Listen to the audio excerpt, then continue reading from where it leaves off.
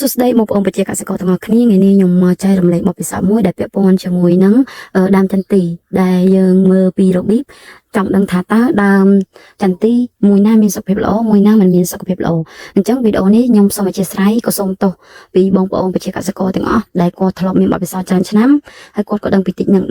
នឹងដែរបងប្អូនអញ្ចឹងក៏បងប្អូនសូមអធិស្ឋានផងហើយសម្រាប់វីដេអូនេះគឺបងប្អូនធ្វើឡើងទៅលើបងមួយចំនួនតូចដែលគាត់អត់ទាន់ដឹងពីតិចនិចនៃការមើលដើមចន្ទីថា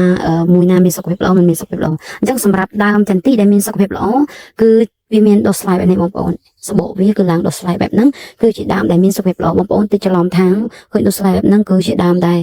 មានជំងឺឬមួយក៏អត់មានកម្លាំងកំហែងអត់មានសុខភាពអីចឹងជាដើមគឺអត់ទេដើមដែលមានដុះស្លាយបែបហ្នឹងគឺជាដើមដែលល្អមកមានសុខភាពល្អដែលវាអាចមានកម្លាំងទៅចាប់យកដីដែលមានជីវជាតិហើយនឹងជីដែលបងប្អូនបានដាក់ហ្នឹងបងប្អូនអញ្ចឹងនឹងជារបៀបមើល